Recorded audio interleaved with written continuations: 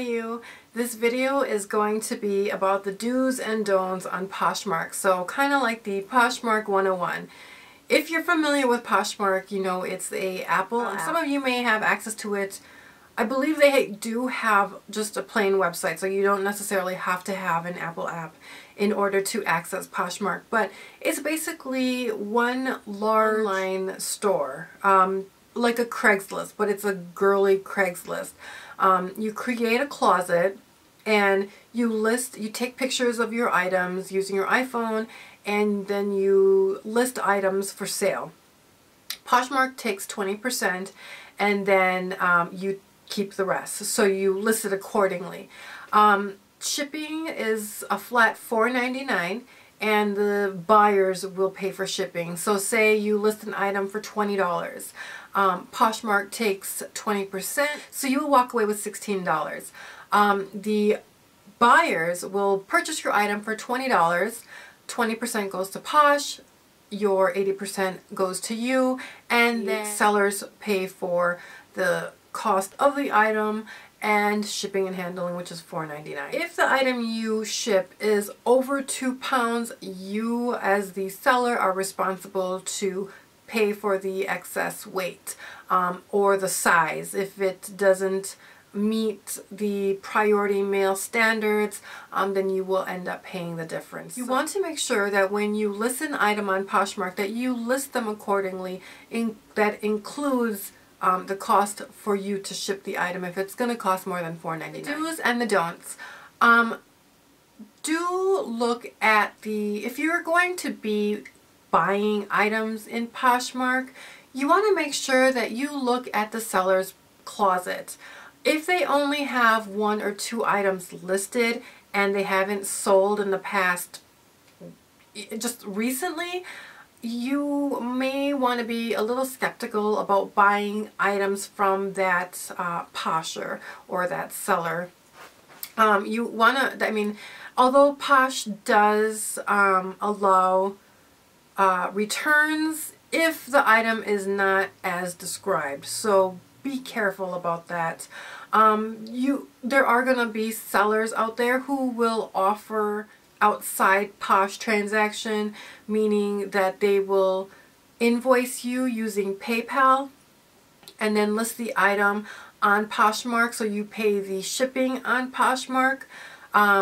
What they'll do is they'll list it for $0, or actually now on Poshmark I don't think that you can even list it at $0 anymore. You have to list it at a minimum of $3 because that would be the fee, because Poshmark I believe is losing on money if they allow just zero fee, and then shipping is just being done through Poshmark. So if you know Poshmark, you know what I'm talking about. But basically shipping costs would be done through Posh, and then the buyer-seller transaction is done via PayPal or whatever else, however else the seller collects money from you.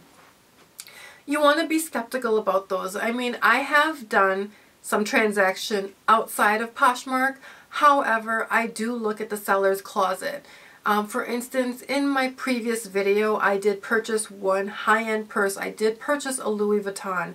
I was skeptical at first. I was afraid because that was a lot of money. However, her closet was filled with Louis Vuittons. They were authentic Louis Vuittons, and you can either go into a website. I want to say it's Carol Diva. I'm not sure, but I'm going to link that information below. And for like a $7 flat fee, they will authenticate a purse for you via pictures and whatnot. But I did make a purchase outside of Poshmark using PayPal because I was able to get the Louis Vuitton for 20% less. Just to avoid that Posh fee. So the seller was able to reduce her price by 20% so that I can purchase the Louis Vuitton at a lower price. But again, her closet was filled with authentic Louis Vuittons, and she had, I want to say, 21,000 followers. So this person is not going to list anything that was inspired or fake or a replica and deceive 21,000 people. She would have a lot of angry buyers.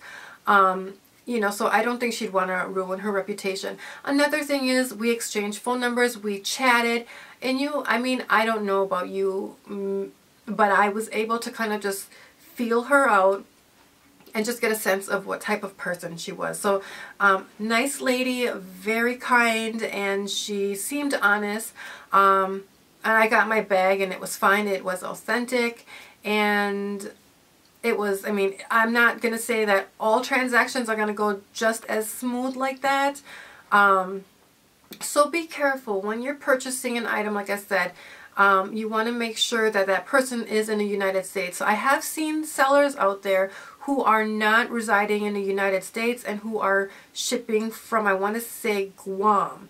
So I don't know how that's going to work. I mean, especially, she had a Louis Vuitton damier for $1,000, and there were a lot of people inquiring about it. But you read the conversations on Poshmark, see what is going on, because you'll catch little things there that you may overlook or whatever, and just a certain piece of information that's been disclosed by the seller, and you're like, oh, oops.